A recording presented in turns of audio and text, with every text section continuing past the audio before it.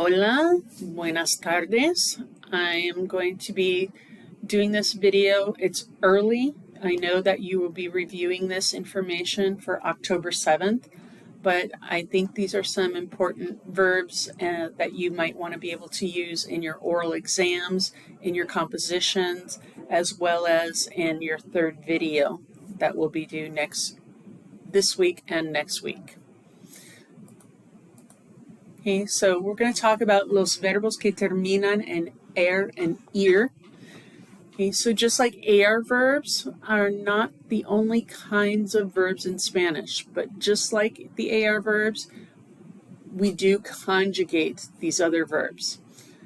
AR verbs are the biggest group of verbs, but there are two other types of infinitives that end in er and ir. So in this explanation, I will review the er, ir endings and a list of common verbs, and I will also review the verbs tener and venir. This grammar, which I apologize is misspelled, is actually reviewed after the composition and oral exams are taken, but again, like I said, I believe it may be useful for both of those as well as your third video. I can't believe I misspelled grammar. Okay, so los verbos que terminan en er e ir. So just like the AR verbs where we take off our AR ending and we add the o, as, a, amos, an, we're going to do something very similar with ER verbs and IR verbs. And they actually share quite a few of the endings. So two common verbs are comer and escribir. So we take off the er, we take off the ir, so we're left with escribo, or como and escribo, comes and escribes, come and escribe, comemos and escribimos. Here's where they differ, the nosotros form. They also differ in vosotros, but again, we're not going to focus on that. So comemos and escribimos, comen and escriben. You will see that there are some commonalities with AR verbs that, just like AR verbs, the yo form ends in an O. Just like AR verbs, the to form ends in an S, so it would be as or es. The el, ella, usted form ends in a vowel, so AR verbs are a, ER, IR verbs are e. The nosotros ends in mos, and here we have the three different ones. We have amos, amos, and imos. And the ustedes, ellos, ellas form ends in an N, so we have an or en. Okay, so some common ER verbs are aprender a with an infinitive. Now you can aprendemos español. But if you want to learn how to do something, aprendes a hablar francés, for example. Beber, comer, comprender, correr, creer. Creer is sometimes used with the preposition en. So, creo en Dios. Deber is used with an infinitive because you should do something. Debo estudiar español. Leer is another common verb. Some common IR verbs are abrir, asistir a, which is to attend a class or to attend an event, like asistimos a clase. Compartir, decidir, because you decide to do something. Decidimos viajar a España. Describir, escribir, recibir, and vivir. So these are the common ER, IR verbs. Now AR verbs may be the biggest, maybe the biggest group of verbs. ER verbs tend to be the second largest, and IR verbs tend to be the smallest group of verbs, as we will learn more in lessons 4 and 5.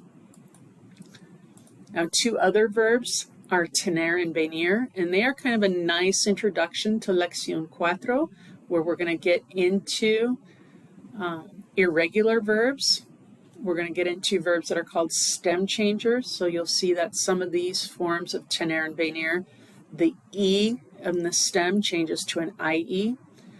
They're also a form of what I call a go verb, where the yo form ends in go. And then, like stem changers, there are going to be some forms that are going to be normal.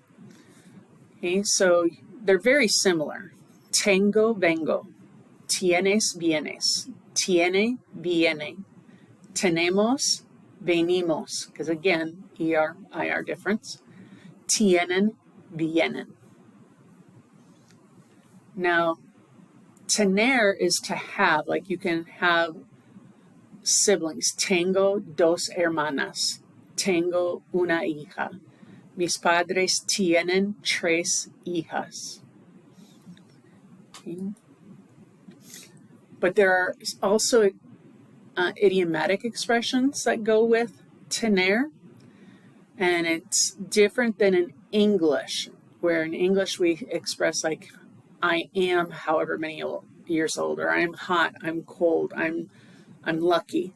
In Spanish, you actually have years. You have heat, you have cold, you have hunger. Okay, so some common ones are tener años. So yo tengo 53 años. Tener calor or tener mucho calor. This is when we're talking about people. The same thing with tener frío, when a person feels hot or cold. Tener cuidado, and again, each of these you can use mucho. Tener hambre. Hambre is feminine, so we need mucha hambre. Tener miedo de, como yo tengo miedo de arañas. So I have a fear, I'm afraid of spiders. Tener mucha prisa. Estoy en Phoenix. Tengo clase en Tempe en 10 minutos. Tengo mucha prisa. Tener razón. Las mamás tienen razón. No tener razón is the opposite. Tener sed or tener mucha sed. Tener mucho sueño. Tener mucha suerte. Las personas que ganan la lotería tienen mucha suerte. Some other expressions with tener, we use it to express obligation, like have to do something. ¿Qué tienes que estudiar hoy? Tengo que estudiar biología. We can also use it with tener ganas de to find out if people feel like doing something or if you feel like doing something.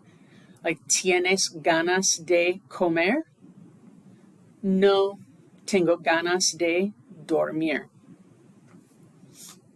Okay, so here's some examples of some differences between the obligation of having to do something versus feeling like doing something. Normally I would have done this in class, but we're kind of short on class time in this lesson.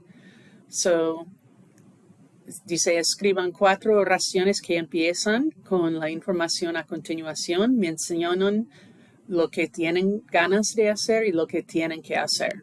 Y sigan el modelo. So, el modelo dice, este fin de semana tengo ganas de descansar, pero tengo que limpiar la casa. So, esta noche tengo ganas de mirar la televisión, pero tengo que leer composiciones.